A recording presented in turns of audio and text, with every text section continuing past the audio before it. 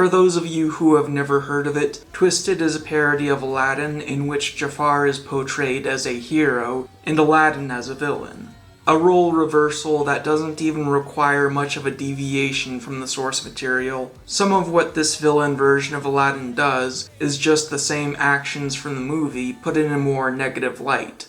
Today things got a little out of hand and a lot of good people are dead.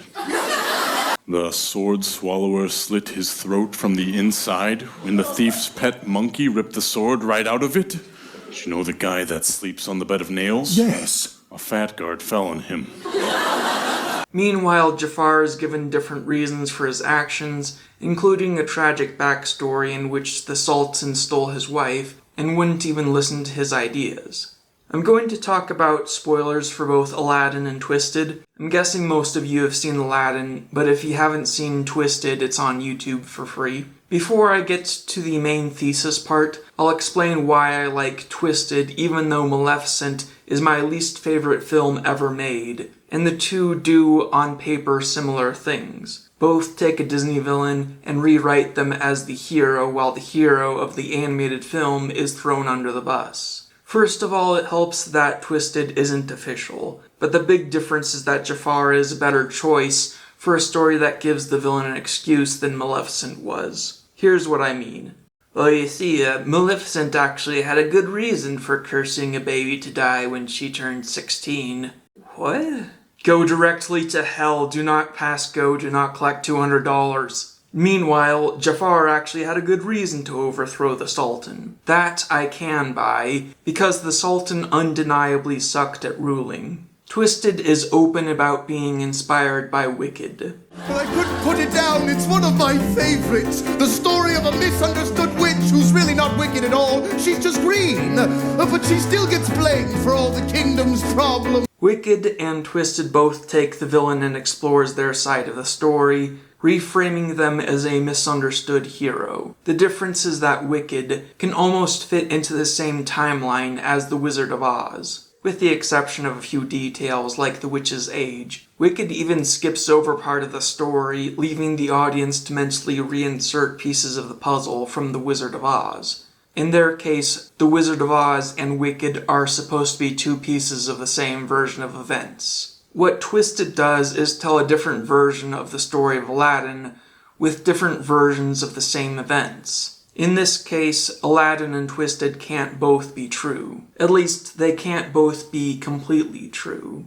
At first, I thought that Twisted was undermining its own message of there being two sides of a story by portraying Aladdin as just as evil as Aladdin portrayed Jafar to be. If I'm supposed to try to have some understanding of people, why is this other villain portrayed as pure evil and undeserving of understanding? But then I realized that if Aladdin the movie is how Aladdin tells the story, and Twisted is how Jafar tells the story, then Twisted could be filled with just as many inaccuracies as Aladdin. Twisted portrays Aladdin as too lazy to get a job, but Twisted has a song in which the locals complain about no good jobs being available. That sounds to me like Jafar just assumed the worst of Aladdin, despite knowing the job market was in shambles, the same way Aladdin assumed the worst of Jafar, despite knowing the kingdom was mismanaged. Let me clarify that I don't know if it was their intention to make Twisted a story told by an unreliable narrator. And when I say what really happened, what I mean is I'm interpreting a version of fictional events. I obviously know that none of this happened in real life, but, hypothetically, if some version of these events did happen and I was tasked with guessing which storyteller is telling the truth, I would probably pick Aladdin's story because Aladdin the movie is honest about Aladdin's mistakes. Aladdin admits that he shouldn't have lied to Jasmine and that he almost welched on his promise to set Genie free. Meanwhile, Twisted portrays Jafar as pure good and tries to remove any and all blame from him. I had to slit a few throats, but I got it. Wait, what? You slit people's throats? I didn't tell you to kill anyone, this is awful! Jafar, no, that is just an expression. What? Yeah, means I got a killer deal at the marketplace. Slit throat killer deal. Oh, I don't know if it's intentional, but there's a few pieces of Twisted's story that don't add up unless you think of them as inaccuracies of a biased retelling. And if they did write it that way on purpose, that's genius. Here's a few I caught. 1. I don't buy that Jafar would still be loyal to the Sultan after the Sultan betrayed him twice. However, the idea of Jafar still being loyal to the Sultan is the exact kind of lie that the animated Jafar would tell. 2. In Twisted, we don't see Jafar try to have Aladdin killed, but Aladdin says that he has one wish left. In Twisted, we only see the results of one of his wishes. In Aladdin the movie, Aladdin uses his second wish to save his life when Jafar tries to have him killed. So if that never happened, why doesn't Aladdin have 2 wishes left? Maybe Jafar did try to have Aladdin killed, but left that part out of his telling of the story. 3. How did the Sultan never meet Jafar's wife, Scheherazade, before the day Jafar tried to pitch his land reform, if Scheherazade was working at the palace entertaining nobles? Oh, who are you? Oh, this is my wife. 4. We're told at the end of Twisted that Aladdin is the storyteller that tells the warped version of events we see in Aladdin the movie. But how could Aladdin expect people to believe that he married the princess if everyone who knows anything about Jasmine knows she didn't marry him? While we're at it, how did Aladdin shrink that much? But on the flip side, there are plot holes in Aladdin that are covered by Twisted. Jasmine sicks a tiger on Prince Ahmed, and according to the movie, there was no repercussions from that. But in Twisted, we see that there actually were repercussions. Also, in Aladdin, I thought it was weird how Jafar started out only wanting to marry Jasmine to become the Sultan, but then he becomes the Sultan and still wants to marry her for some reason. Jafar, what if you were the chump husband? What? Pains me to see you reduced to this, Jasmine. A beautiful desert bloom such as yourself should be on the arm of the most powerful man in the world. But in Twisted, he never wanted to marry her. I have a perfect explanation for the ending of Twisted, but let's back up a bit first. In Aladdin the movie, we're told specifically that the genie cannot bring people back from the dead, and yet the power of the genie brings Scheherazade back from the dead in Twisted. It kind of seems like Twisted went out of its way to contradict that rule, unless the truth is that Scheherazade wasn't actually resurrected. Jafar sees her in the lamp because Jasmine wished for his happiness. And as long as he believes what he's seeing, none of it needs to be real to make him happy.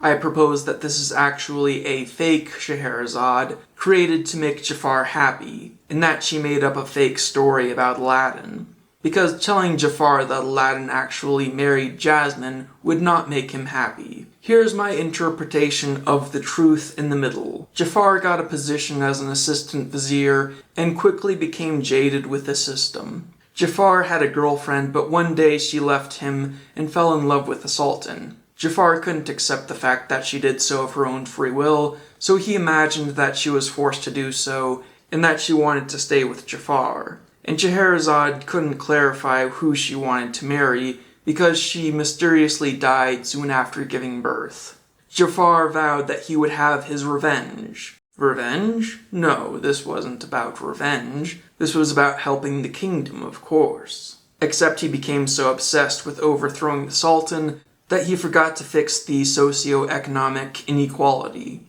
This is all your fault, Jafar. My fault? How is this my fault and not the thief's? There wouldn't be any thieves if you fixed the socio-economic inequality like you promised.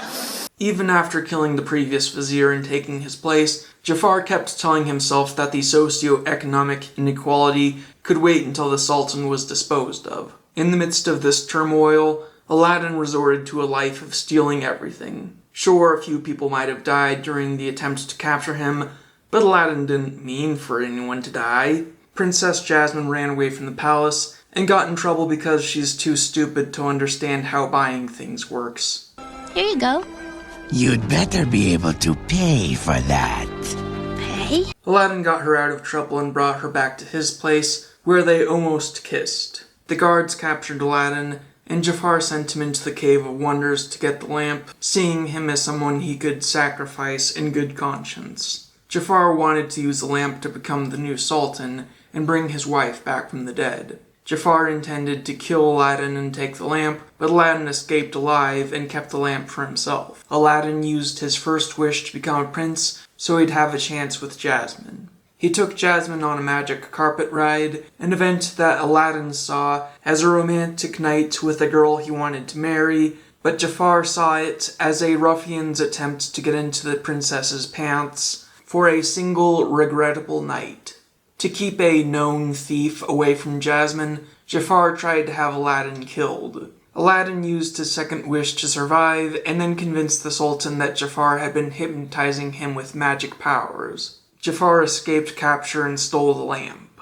Aladdin and Jasmine were set to be married, and Aladdin considered welching on his promise to set the genie free, but had a change of heart, wanting to tell Jasmine the truth. But he was too late because the situation got too chaotic for him to tell Jasmine anything. Prince Ahmed returned with his army to take revenge on Jasmine for sicking her tiger on him.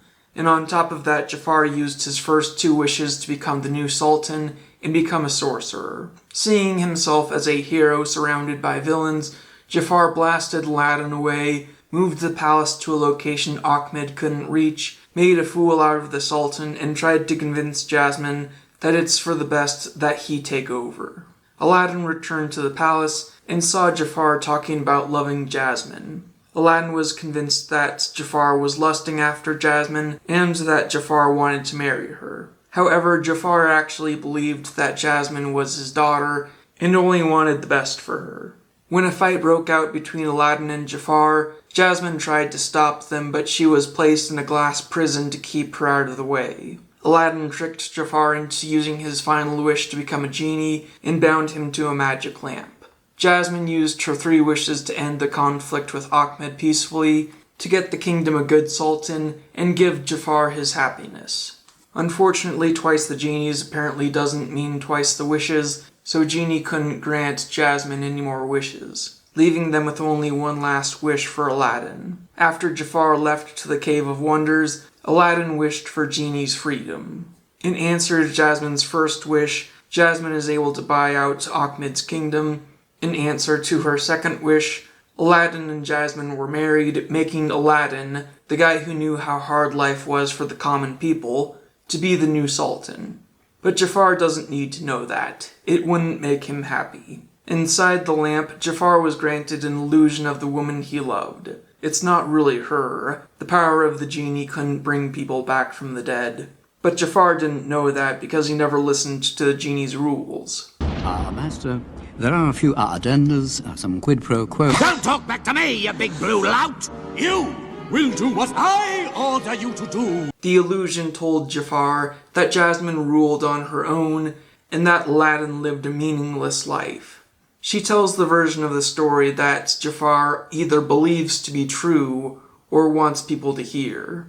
Of course, the version that he allows to be told has a few omissions about how much he hated the Sultan, and alters just a few events to be more in line with his version of the truth. Meanwhile, Jasmine is advised against telling the world that Jafar wasn't so bad, because it would only harm her reputation. And people leave out the part of the story where Ahmed invaded the kingdom because they're all friends now. Aladdin talks about his father-in-law with a more forgiving portrayal than he deserves.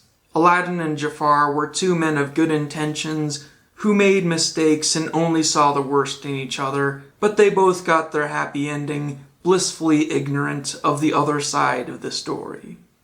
The end.